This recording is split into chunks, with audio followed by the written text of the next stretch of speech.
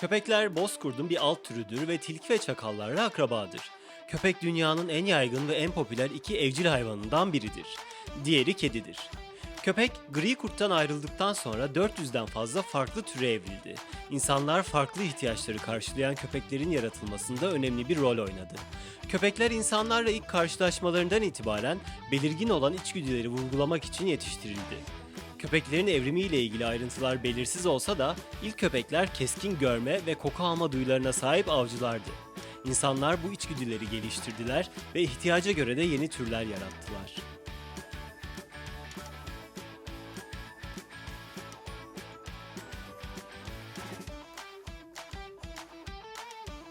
Köpekler insan uygarlığı tarihinde önemli bir rol oynamış ve ilk evcilleştirilen hayvanlar arasında yer almıştır.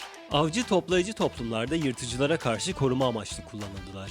Hayvancılık yaklaşık 7000 ila 9000 yıl önce başladığında köpekler koyun, keçi ve sığırların çobanları ve koruyucuları olarak hizmet ettiler. Birçoğu hala bu alanlarda hizmet etse de köpekler çoğunlukla sosyal amaçlar ve arkadaşlık için kullanılır.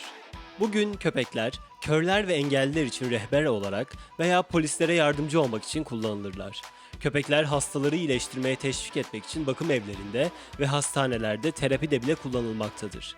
İnsanlar çeşitli işlevlere hizmet etmek için uyarlanmış, çok çeşitli farklı köpekler yetiştirmiştir.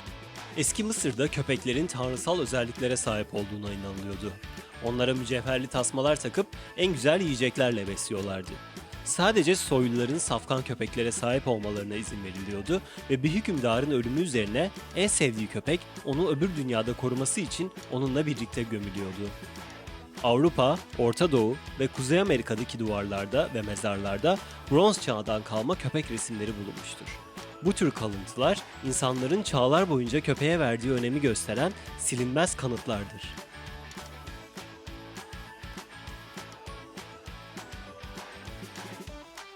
Köpekler de insanlar gibi 5 duyuya sahiptirler. Köpeklerin koku alma duyusu açık ara en keskin olanıdır ve insanlardan neredeyse 100.000 kat daha iyidir.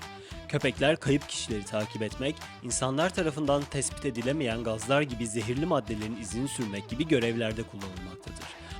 Ayrıca uyuşturucuları, patlayıcıları ve sahiplerinin kokularını algılayabilirler.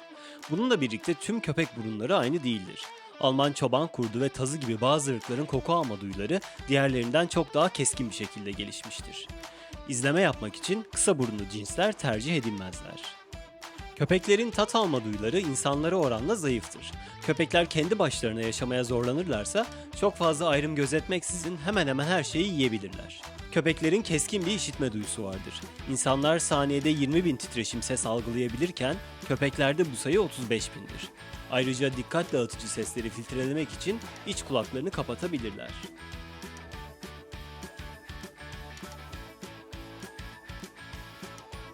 Köpekler yapmamaları gereken bir şey yaparken yakalandıklarında bazen suçlu gibi görünen bir ifade sergilerler. Köpeğinizin utanç gösterdiğini ve af dilediğini düşünebilirsiniz. Ancak hayvan davranışçıları köpeklerin suçluluk hissetmediklerini söylemektedir. Köpekler duygularınızı hissederler. Hassas veya korkak bir köpeğiniz varsa bağırmanın aslında köpeğinizi üzdüğünü ve korkuttuğunu görebilirsiniz. Köpeğiniz aşırı mutlu olsa bile muhtemelen bağırmanın ve ceza vermenin uzun vadede yardımcı olmadığını ve köpeğinizin bu duruma giderek duyarsızlaştığını göreceksiniz. Olumlu pekiştirme genellikle en etkili eğitim türüdür. İstenmeyen davranışı düzeltmek için köpeğinize bağırmak yerine tercih ettiğiniz bir davranışa yönlendirmeyi deneyebilirsiniz. Köpek komutlarınızı dinlediğinde onu ödüllendirdiğinizden emin olun.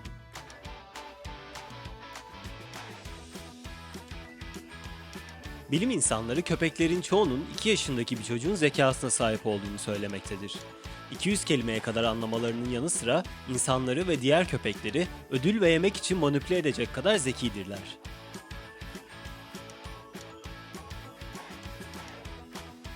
Birçok köpek sahibinin köpeklerinin 6. hissi olduğuna dair anlatacak pek çok hikayesi vardır. 2010 yılında yapılan bir ankete göre köpek sahiplerinin %67'si hayvanlarının fırtına öncesi gibi durumlarda garip davrandıklarını söylerken %43'lük bir kesim de herhangi bir kötü olaydan hemen önce garip davrandıklarını belirtmişlerdir.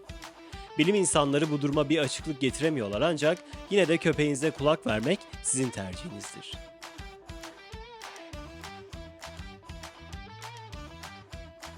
Üzgün hissettiğinizde köpeğiniz size ekstra ilgi gösteriyorsa bu sizi şaşırtmasın. Bilim insanları köpeklerin insanlardaki ufak koku değişikliklerini algılayabildiklerini ve bu sayede insanların duygularını tahmin edebildiklerini söylemektedir. Aynı şekilde köpekler hastalık ve hamilelik gibi durumları da hissedebilirler.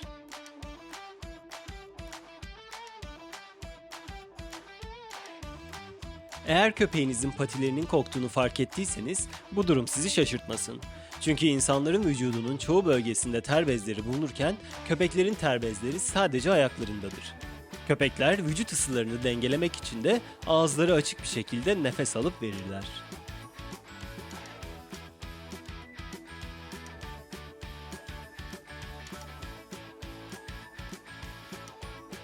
Lütfen videoyu beğenmeyi, kanala abone olmayı ve bildirimleri açmayı unutmayın.